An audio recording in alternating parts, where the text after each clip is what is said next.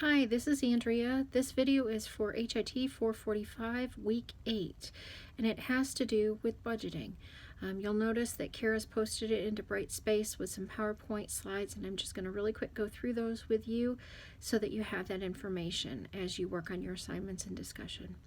So if you pull up the PowerPoint for Week 8, Weeks 8 and 9, the lecture on healthcare and HIM budgeting, you'll notice that we're going to cover the 4 major budgets of a healthcare organization, challenges with healthcare budgeting, budgeting steps, a sample department budget, HIM department budgeting items, things to remember, those types of things, some examples, and then some references and resources.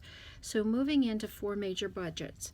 There are 4 types of budgets that are developed every year for healthcare organizations. The first one is a statistics budget. They need to know what volumes they're going to anticipate over the coming year. They look back, they find out what's going on in the industry, and they use those to build their statistics. It's projected volumes of care, treatment, and services, and they base it on payer type because each payer has a slightly different way of paying. It can be something like capitation, it could be cost-based, it could be Medicare, Medicaid, some changes that are coming along with those. Also charity care, what they anticipate they're going to need to write off or work at a different amount. So then the next budget is built off of those statistics, and that's the operating budget. And most of the time when people talk about healthcare budgets, they're talking about operating budgets. This is where they look at estimated revenues, that's the money that's going to come into the organization, and estimated expenses, money that's going to go out from the organization. And it's, again, based on those projected volumes. It's usually broken down by department or service line, or even by a cycle in some really progressive organizations. But the HIM budget will be rolled up into this in some way or form, and this is what the HIM department will be accountable to. It includes things like salaries, benefits, continuing education costs, overtime hours, travel mileage expenses, education, release of information revenue, contract service costs, paper toner, pretty much anything you can think of.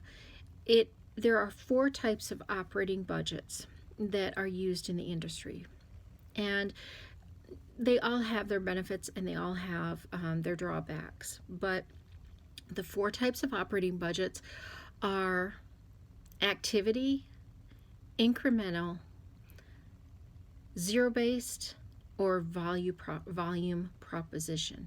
And I'm going to really quick go through those just so that you kind of have an idea of what those are. So activity means it's based on the department, what's going on. Actually, let me back up. Activity is that they have decided that they're going to have a certain amount of money budgeted, let's say 10 million, and that 10 million has to spread across the entire organization. So they're only going to increase the budget by $10 million for expenses, and so the organization has to figure out where does that money go based on activity and based on need. Does it go mostly to the patient care units? Does it go to mostly the service departments that are providing patient testing, those types of things? Or is it going to individual departments? Usually that's determined that a lump sum of money goes to each area and then each vice president, and then they figure out where it's going to go down from underneath of that. So that's activity. They get a lump sum of money and they have to figure out what activity it goes to. The next type is incremental, and that's where they say, okay, we're going to increase our budget by 3%, or even worse, we're going to decrease our budget by 3%.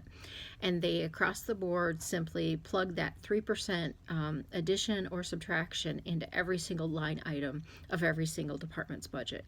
And then you're stuck having to live with that.